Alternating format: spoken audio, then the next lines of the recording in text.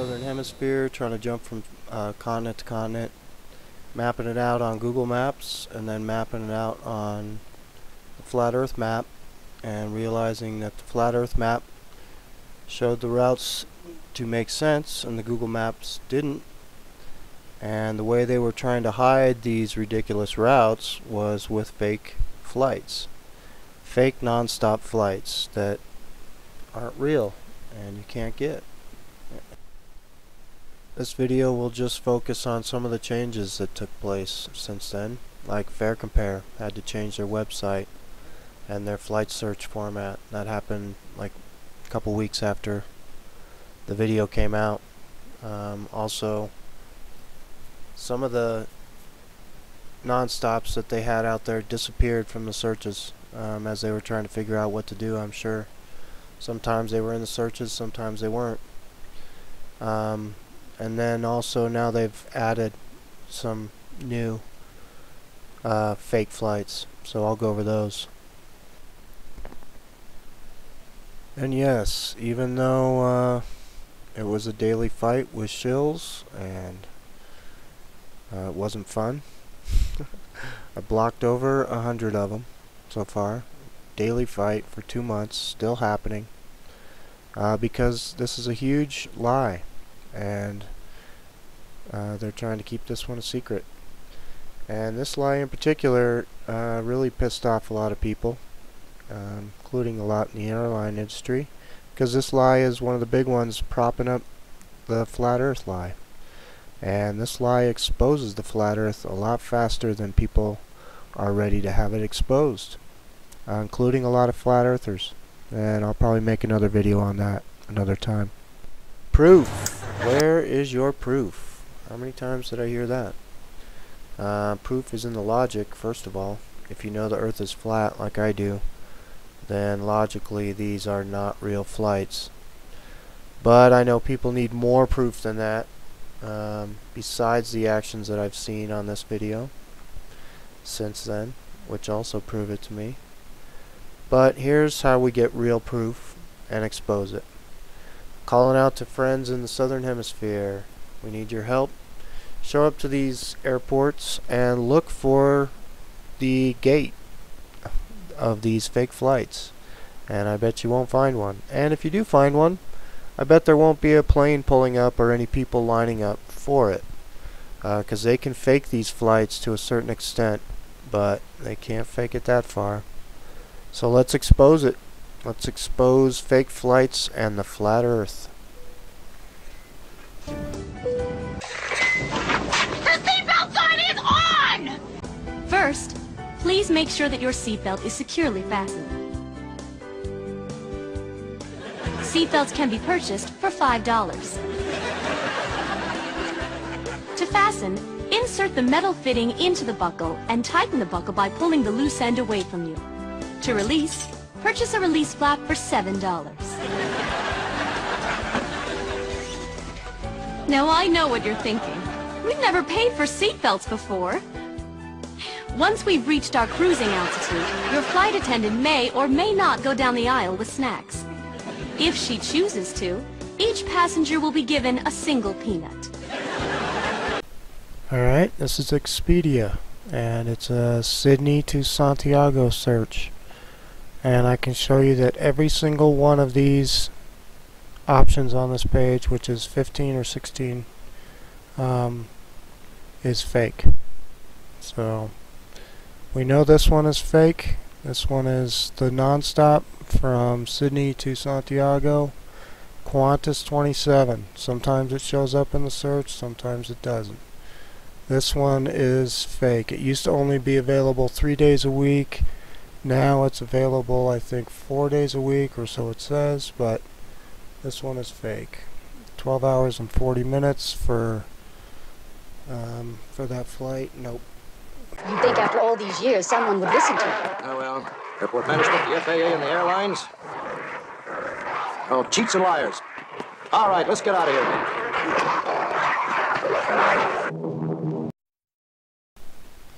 The flat earth is the biggest lie of all time. And they've kept it going for hundreds of years now. And the way they do that is with a lot of supporting lies.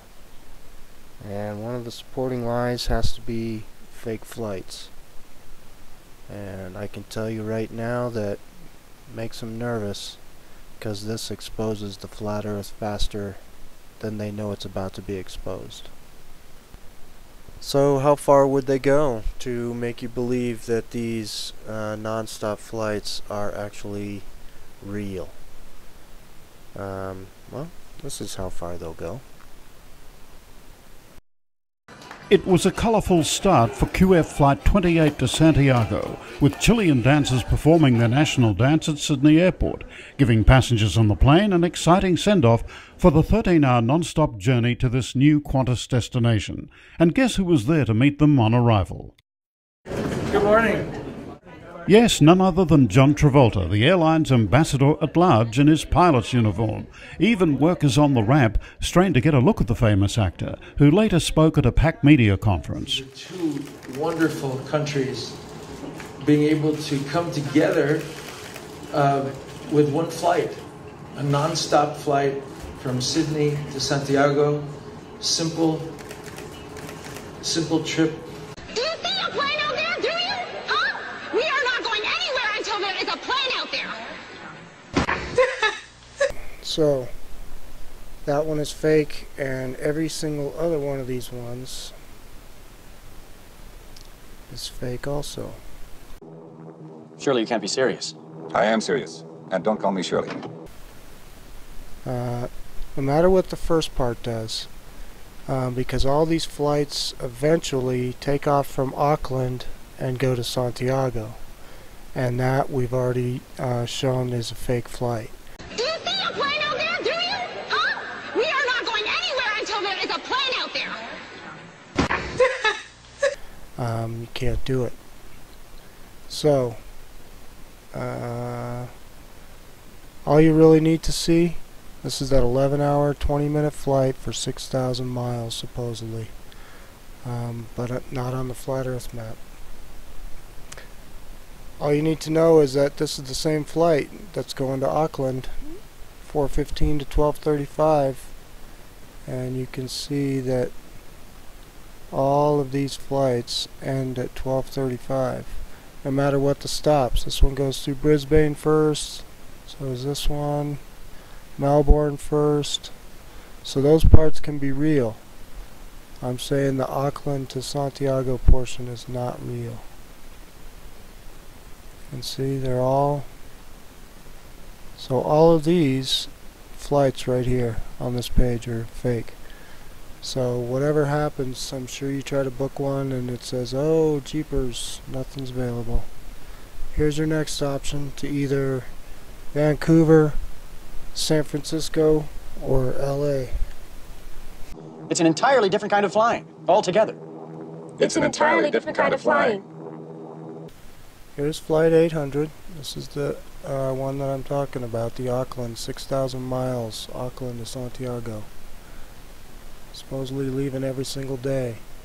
Now there's another flight. Flight 1316 wasn't in the first video. Now it's a new flight supposedly. But I'll show you, they just copied this flight. So it's just another fake flight. You can look here.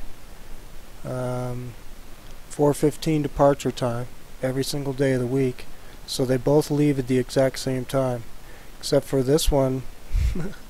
This one gets there in 10 hours and 15 minutes, and this one gets there in 11 hours and 20 minutes. Surely you can't be serious. I am serious. And don't call me Shirley. So yeah, this one, same jet, same seats, all that stuff. So now they're just getting sloppy. So now there's two fake ones, and you can see that Flight 27 didn't come up. We can close these up and I'll show you that there's no non-stop in this. So interesting. And here's your dead giveaway. The Auckland flights, these are the two fakes, 800 and 1316, 7,337 miles. Your next options, double.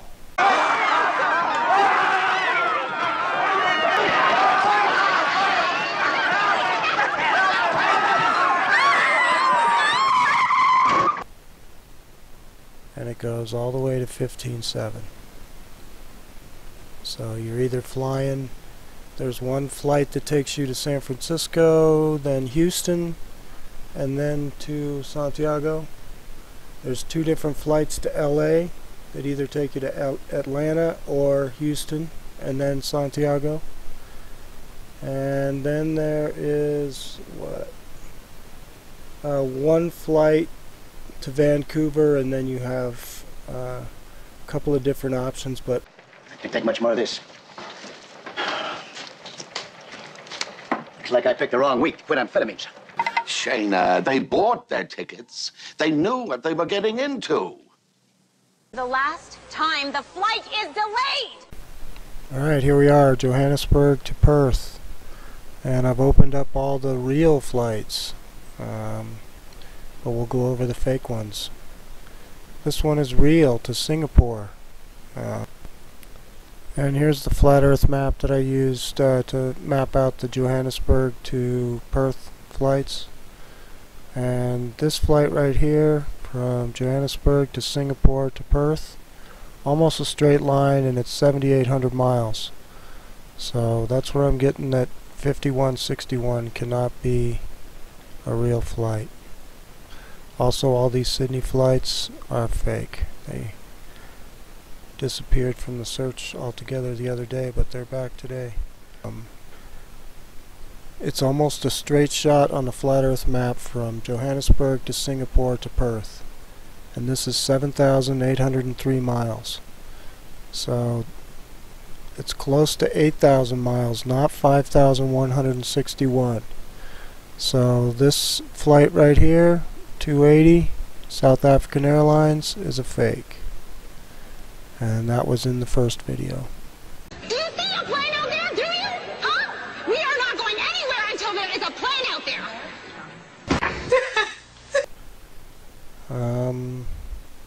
You'll see a lot of these QF64, Qantas 64, all of those are fake. Those are all to Sydney. The first flight is to Sydney, 6:10 p.m. You'll see all of them are leaving at this time.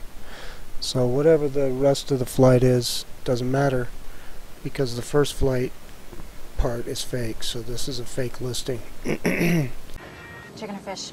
Chicken or fish? You see they're listing it at even the one stop, 88.82, which is only 1 mile less than the two stop. Amazing. But yeah, this flight to Dubai, real, and that is 9,597 miles. Johannesburg, Dubai, Perth. And this one is to Abu Dhabi International, and this one's real too. But all the QF64s are fake, because this first part of the flight, Qantas 64, 6,847 miles. It's a lot longer than that. And all the Sydney flights weren't even on the search the other day, about 2 or 3 days ago. Today they are. So, yep, there you have it.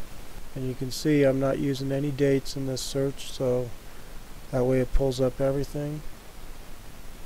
And I'll show you.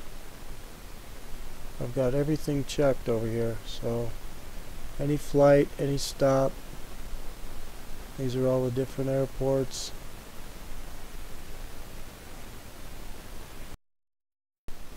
Alright, well, thanks for tuning in, and cheers to all the new subscribers. Welcome aboard.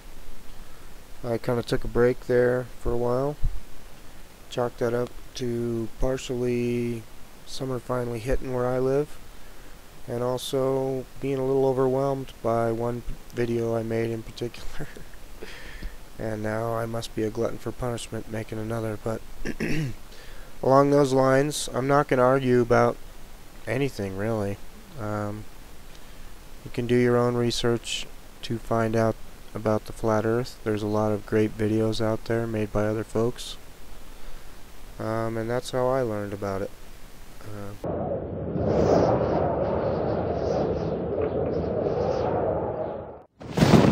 When I first heard this flat Earth subject, I dismissed it without even giving it a second thought. But more recently, at the beginning of 2015, I ran across a few flat Earth videos again, and while looking into the fake moon photos circulating around, I saw that people were claiming that the images from Earth from space were fake as well. Pretty soon the flat Earth subject became viral online, and after looking at the Apollo missions one night and coming to the conclusion that they were nothing more than a huge con game, it jarred my memory about something. And for a very specific reason, I decided to look deeply into the flat Earth without just dismissing it blindly as so many do. Why did I look into it this time? Well, I do pray for knowledge and wisdom and discernment, but maybe the recent Apollo footage I watched helped. However, I live near a very large lake, Lake Ontario, and I happen to remember going to the beach as a kid and looking across the lake and seeing New York State coast off in the distance. I never ever thought anything about it ever, except I remember it being there when I went to the beach. Now, I've been to that beach 100 times over the years. And once this topic gained more prominence in early 2015, the first video I saw explained the curvature of the Earth and what it's supposed to be in inches per mile. And it resonated with me because I remember that I could see clear across the lake to the other coast, something that broke all the sphere Earth rules. So with NASA fakery on my mind and the memory of seeing this coastline that supposedly was too far below the horizon for me to be able to see it due to the curvature of the Earth, I re-examined the flat Earth theory. And as unbelievable as it seemed, it started to make a lot of sense, especially since I did distinctly remember being able to see that far coast, basically anytime I was at my local beach. And as I've said, I've been there hundreds of times over the years. But even so, I went back to the beach recently and stood at the shore. I looked south and guess what? I could see the New York State coastline just like I remember. Now I googled the distance and it was approximately 36 miles. I learned what the curvature of the Earth is supposed to be exactly at that distance, and according to the people that believe in the sphere, I found out that the coast should have been buried below my ability to see it by almost 900 feet. That part of the New York State coast had a top elevation of less than 300 feet, so that left at least a huge 600-foot discrepancy, and even more because I could see some of the height of the far shore. Was something really wrong with the reality that they've been selling us ever since we were born? Well, I ended up becoming a little fixated on proving or disproving the concept. And at first I truly thought disproving the flat Earth would be rather easy. I thought there had to be a reasonable explanation why I could see so far beyond the so-called curve barrier. I learned about light refraction and superior mirages. I learned about perspective and horizons. I learned about how our eyes work.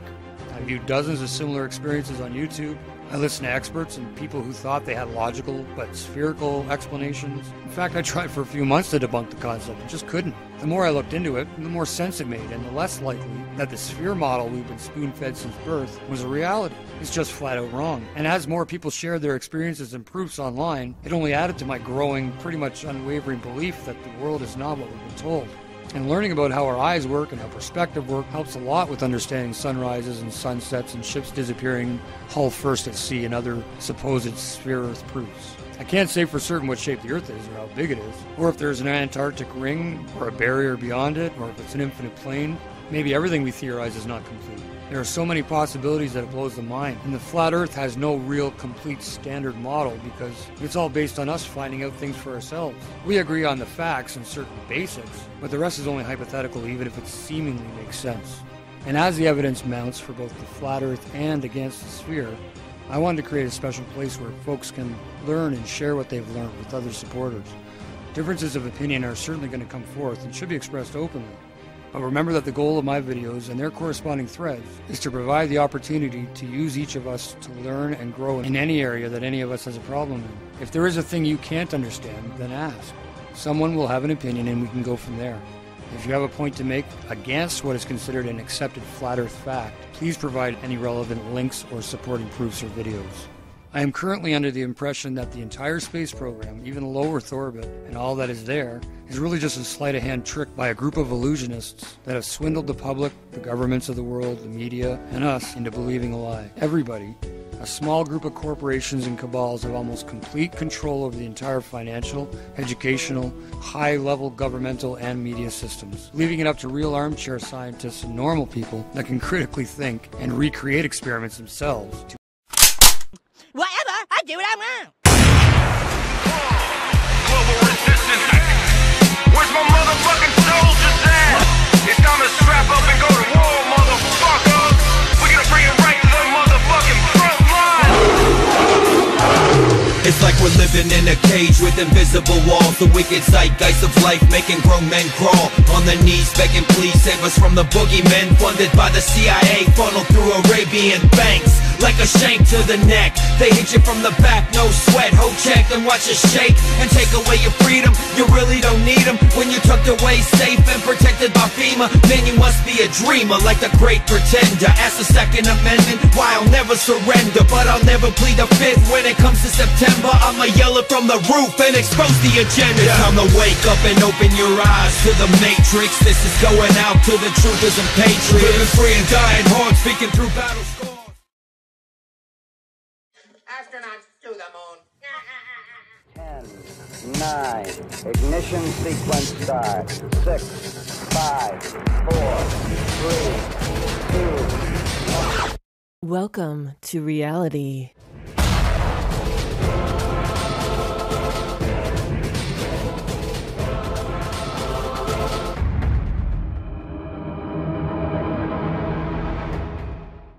What's going on, everyone? It's Jaronism, back with another video for you today.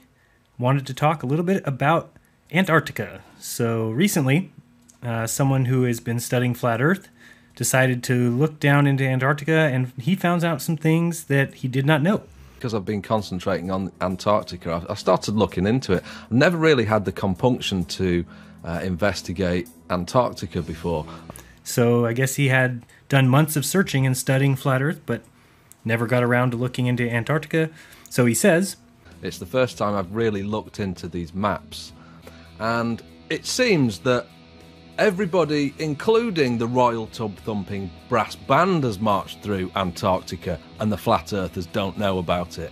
As soon as he did, he saw that flights took place that go across it. He saw New Year's Eve parties. He saw tourists. And so he came to the conclusion that any good researcher would have come to, that all the flat earth researchers are stupid or they're lying. That's a good conclusion, huh, mate? Well, let me fill you in on a little research on Antarctica that I did. And maybe if you're the good Christian that you say you are, Tiger Dan, you'll apologize for calling me stupid and a liar and anything else that you said. But I've actually done tons of research, just like all of the other flat earthers that I know of have been looking at this stuff for a long time. And we simply didn't search for something on YouTube and then claim it to be a fact. That's not good research. So I'm going to show you some different things about Antarctica, so hopefully you see the difference between good research and just typing something into YouTube and saying, oh, there's the proof. Anybody can go to Antarctica because these people say they've been there.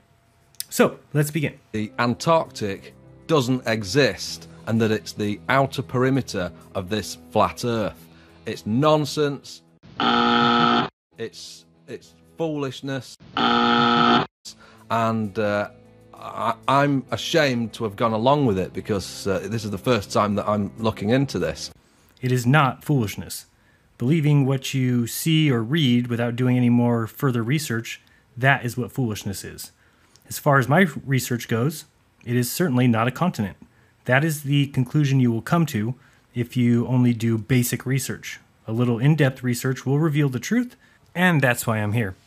So, first thing we should pay attention to, you'll notice that the planes have a peculiar thing missing: windows. So, when do you want to fly people to a certain location and not have them look out the windows unless you are fooling them about where they are flying? Let's look at the Mercator map on the screen now, the projection. What happens if you travel west from America? You'll pop out on the other side, correct? Over by Japan. Now, what happens if you travel north? Do you pop out the bottom? If you travel south, do you pop out the top? No, you don't. So, interesting little tidbit of information there. Keep that in your mind. The point that you made that I found concerning was you said that it must be a continent because people build huts there and the news goes there. And the news also went to San Bernardino, and that wasn't a real event. And the news also went to Sandy Hook. That wasn't a real event. And people can build huts anywhere. Why would they not be able to build them on the outer edge of the flat Earth? I don't understand your research or your line of reasoning, but let's move on and get into these cruises into Antarctica. First of all, you can see on the screen here that they all go to these ports only. So you'll see that that is a very small section of a gigantic continent where people would all assemble and all the little cruise ports would be there. So that's very interesting. And a lot of people like me have been working very hard to figure out what is going on in Antarctica. And so what I did was I wanted to go ahead and look into booking myself a little cruise. But what they don't do is patrol the entire Antarctica, because anybody can go there. And what I find utterly stupid is the fact that there's literally tens of thousands of people moving over Antarctica every single week. So, the first thing I will do is show you why not everyone can go there. And the second thing is, I don't usually call people liars, so I'm just going to ask for your evidence in claiming that tens of thousands of people fly across Antarctica every week. That's what you said. So, show me the proof of flying across Antarctica. If you look up any flight charts, they don't fly across the continent at all. So, show your evidence on that one. On the screen now, you'll see why not everyone can go to Antarctica. Because not everyone has between $40,000 and $75,000 for a 5 or 6 day trip. So, I'm on this site. It's called polarcruises.com. I'm looking at all their little deals, and it looks like a scam to me because you don't need that kind of money for a trip to Antarctica. So anybody charging you $45,000 to $75,000 for a 5 day trip where you're staying in a tent and peeing in a bucket, there's a problem there. So I also looked up and tried to find out how many people fit on one of these planes, and they usually have 66 people on the plane. And if you multiply that by the ticket price of $40,000, you get about $3 million. So this is where I start to smell scam. To make that kind of money is not necessary on upcharging that much. So the first thing I did was run the site through Whoisology. Really cool site if you're looking for the owner of a site or IP information, registrar information.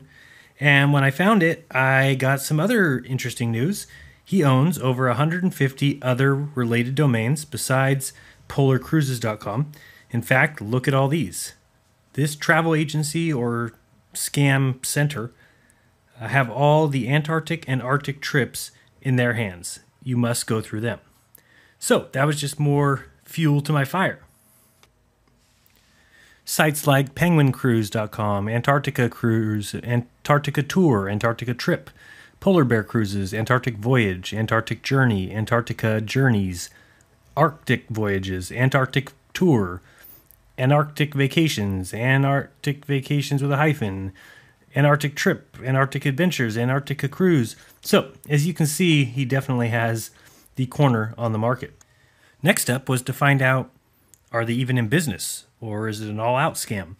So I searched for reviews on other sites. Obviously not their own site where they could make whatever review they want, but on other sites. First review I find is the review right here. Polar Cruises reviews. Maybe this is too late to help you, but here's our experience with Polar Cruises. They were very helpful at the beginning when we first called about a cruise. They told us there was only one cabin left on the cruise that we were interested in, and that there was a waiting list for it, which upon looking back doesn't make sense. Why sell it to us if there's a waiting list already? But we went ahead, paid the deposit, and wired the balance. 15 days before departure of the cruise, an unexpected medical issue emerged and we couldn't make the cruise. We had no trip cancellation insurance, big mistake, and immediately called Polar Cruises. After some delay, Polar Cruises told us that Oceanwide Expeditions, the ship's operator, would allow a name change for the cabin, that is, find someone else to take the cabin, but we had just 24 hours to do this, and that if we couldn't find anyone, to call them immediately to cancel our booking, but with zero refund. We asked if they could help us, given the extensive contacts they have, but they didn't even reply to this appeal and did absolutely nothing to help. We then called Oceanwide Expeditions and said 24 hours was too little and to do anything. After this call, Polar Cruises then informed us that we had a few more days to do the name change. One question that still remains is why Polar Cruises had given us a 24-hour deadline if we were not going to get any refund from Polar Cruises or Oceanwide anyway. In sum, our experience with Polar Cruises was not a good one, and I would never recommend them. So, you're talking about probably the theft of $25,000. Just a guess right there. Who knows how much the trip was for? Could have been $70,000, could have been $10,000. I don't know, but I was on the right track. There's a problem with taking a cruise down in Antarctica. Now, I hope you are ready for this story to get a little bit juicy. Thanks for holding on so far, because it's about to get real interesting. So, in looking at the page here that lists the employees, I'd already looked up Jim, couldn't find anything. He's the one who owns all the domains. I looked up Sharon, couldn't find much. Again, both Jim and Sharon have very non-unique names. But Chuck and his wife, Lynn, were easy to find. Here you're looking at Chuck Cross. He is a Antarctic polar expedition leader, so it says. So is his wife. But they only have one photo of themselves all online. So, I mean, if you can search Google, I did here in a second, you'll see it on the screen. And that even putting her name and Bend, Oregon, where they supposedly live, turns up just that one photo and only articles that look like they come from their site or are in regards to them being travel agents. You can see here, just that one picture up at the top. So that left me with one other person. And I looked her up, and I always thank my lucky stars when I see somebody with a unique name. They're usually easy to find online. Her name is Nina Spinrad. So here it talks about her being an outdoor lover. And so I began to search Spinrad, Nina, and I get a ton of results for a Dr. Richard W. Spinrad. Who is he? Well, he was named in 2014 as the NOAA Chief Scientist by Barack Obama. Then I see Mr. Spinrad was the president of research at Oregon State before his appointment as head of the National Oceanic and Atmospheric Research Center. And, of course, we know that this travel agency is based in Oregon. So, prior to that, he was the research director for the U.S. Navy.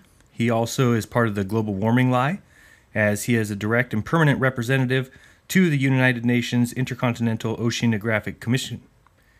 He has been given awards from Bush and Obama, and now there's no way that this Nina is related to him, right? So I found a obituary for a Gene Thompson. And if you're ever looking for relationships, the best place to go is obituary, since it spells it right out for you. And in Gene Thompson's obituary, he was survived by his daughter, Elena, and her husband, Dr. Richard Spinrad, and their son, Gary, and his wife, Nina Spinrad. So for those of you following along, we now have one company who owns all the domains for Arctic and Antarctic trips. It has 5 employees. One of them is the daughter-in-law of the head honcho and President Barack Obama's selection for chief scientist for the NOAA. So that means we have a Navy veteran, a military man who has taken a military oath in charge of the ocean as chief scientist, just like all of our scientists who went to the moon, who are on the ISS or are currently or former military. Worth noting, if you spend 10, 20, 30 years in the military and then you get honorable discharge or you leave or retire, you're then considered a civilian. So if you become an astronaut, you are a civilian astronaut. So when we look closely, we can see that, honestly, most of what we think of as science has been militarized. Also wanted to point out, if you look at the screen now, you'll see I did some flight tracking. And I don't see any planes that are going anywhere near the Antarctic landmass, which really only makes sense when you think of Antarctica being the ring around the flat plane. If it were a giant continent on the bottom of a globe, why wouldn't we be crossing it to go from Australia to South America, etc.? And flat earthers just don't seem to know about this. And they think that Antarctica doesn't exist and that it's a military manned base and they don't allow anybody in there. Well, anybody can go to Antarctica. And the one good thing that's come out of me investigating this is the fact that it's exposed a lot of these flat earth liars, and they don't go out there patrolling all round Antarctica. That's just stupid. And the most stupid thing of all is that some of these flat earthers think that Antarctica doesn't exist. I just don't get how dumb flat earthers are. I mean, you have a simple choice. Either Earth is spinning 1,000 miles per hour, or it's not. Either it travels 21 million miles a day, or 0. Stars are either trillions of miles away, or they're lights in the sky. All that HD footage confirms NASA's in space doing great things, or they're just stealing our money. It's really sad that these guys are so intellectually stupid that they believe their own eyes. I mean, their own senses. Not me. I know where truth lies. It lies in the textbooks, provided and written by Freemason Jesuits who want a better life for me and my family. They want me to give them a run for their money, to challenge them and beat them in this game of life. Thank non-God for science. So, I wanted to talk a quick minute about GPS, and sorry for my scribbles, but hopefully this will help you understand a little better. If the map on the left was the correct map, and we needed people to think that they are on a globe, then you would put ground-based tracking everywhere. So let's call that those red sticks on the map on the left.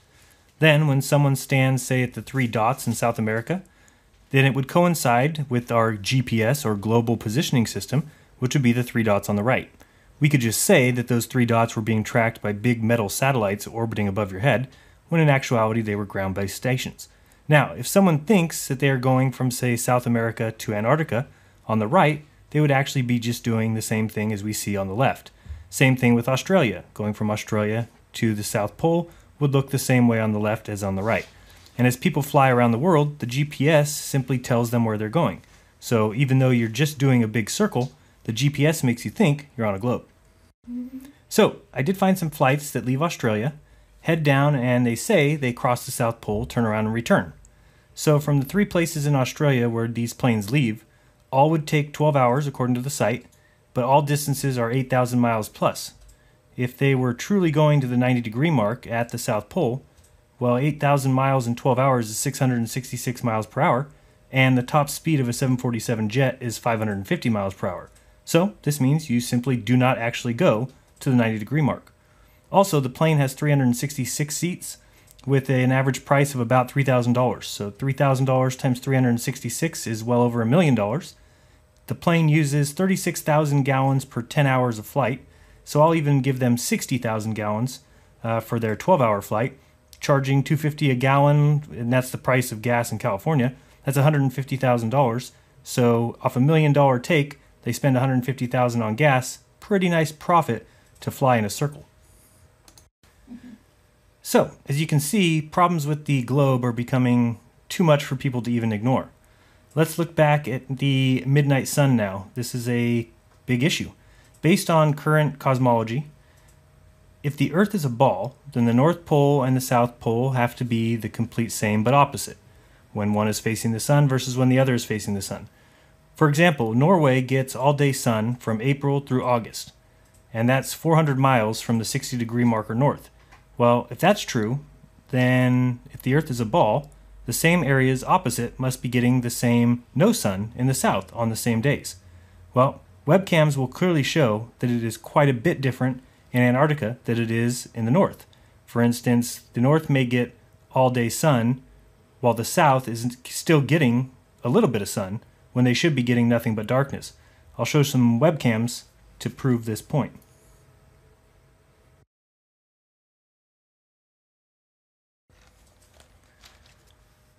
So the first question you might ask is, of course, well, what is the midnight sun and where can we see it?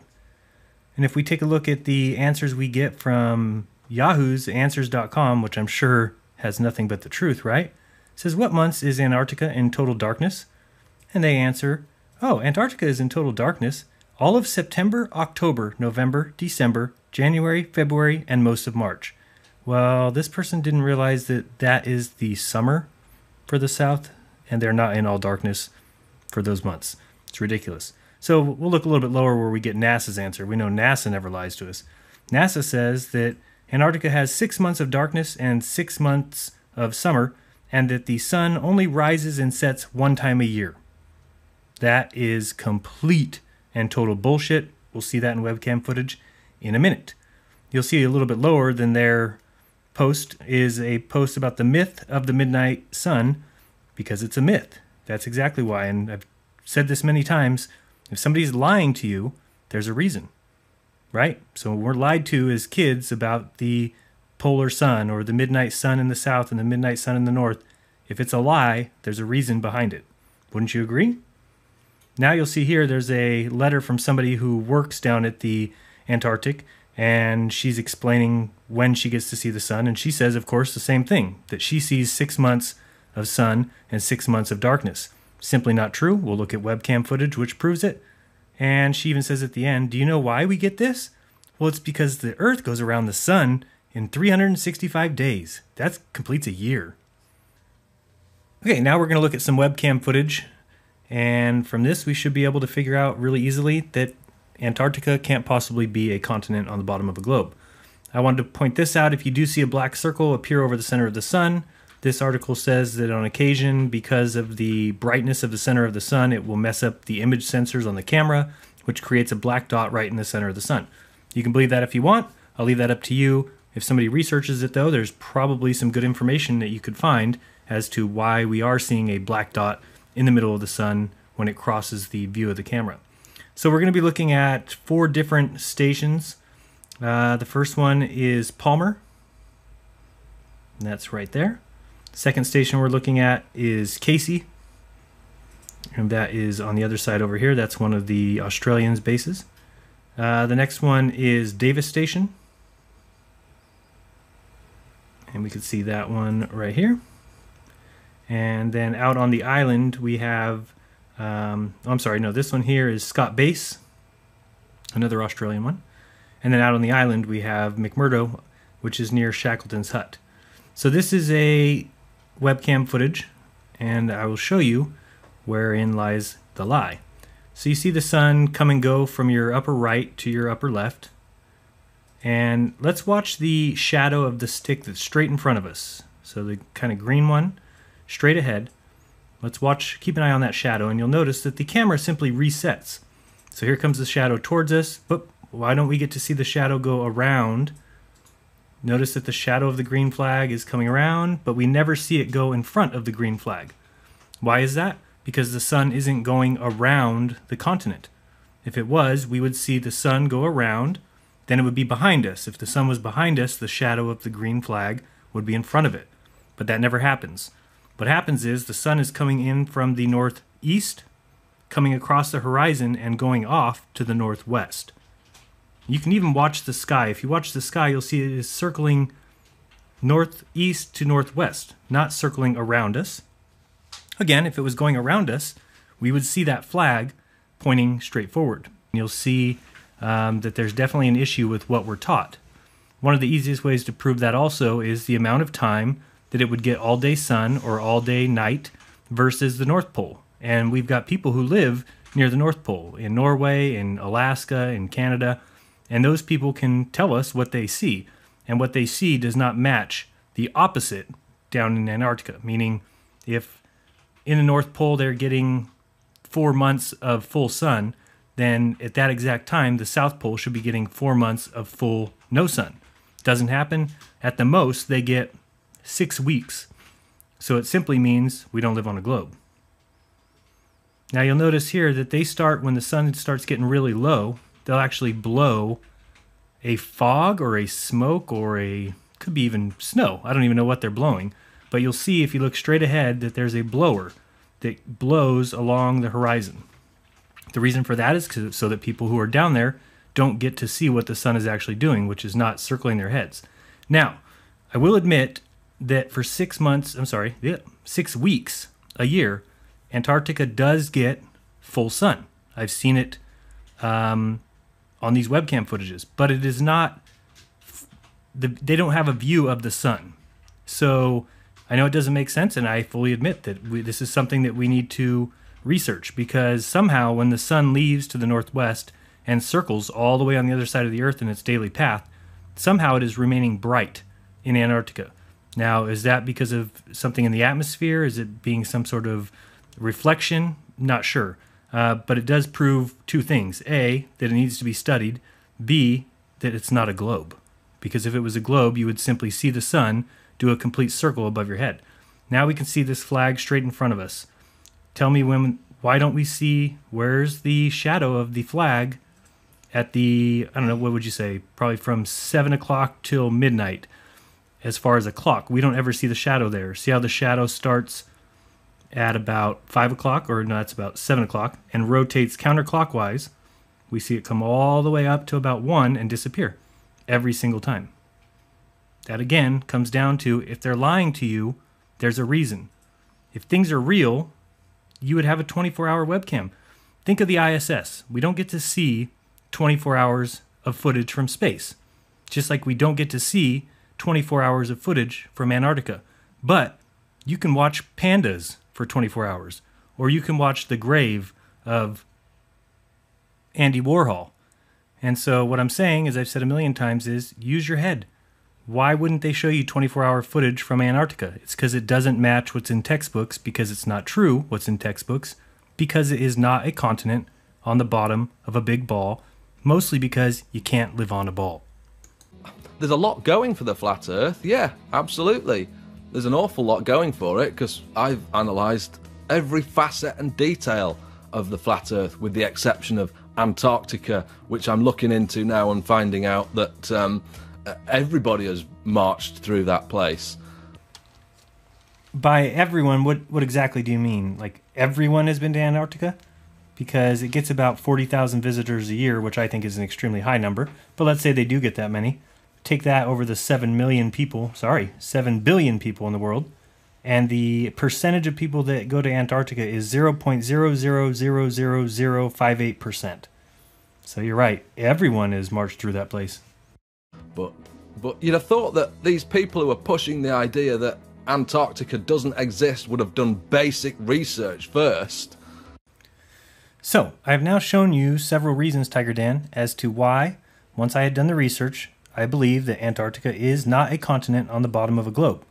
You called me a liar, you called me stupid, and so let's see if you can admit you were wrong, or continue making claims based on zero research and zero evidence. I'm willing to admit when I'm wrong about something, and I think that it's the case that a lot of 90% of these flat earthers out there, they get something wrong, they get proven wrong, and they just ignore you and continue to spout the lies, which is what I'm seeing taking place. They'll just continue lying to you. And I'm not about lies, I'm about truth. And if I find something that contradicts the official flat earth narrative, then I'm going to point it out and show you. Because I'm not about lying to people. So, yeah, that's where I'm at the moment. I'm just really annoyed about this Antarctic thing.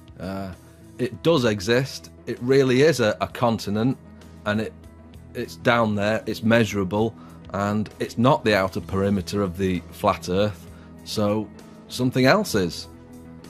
And I'll continue to look into it, and I'll get back to you as I come up with more information. So hopefully you have seen that I've given you enough evidence now that you can take back the claim that you made that Antarctica must be and is a measurable continent at the bottom of a globe.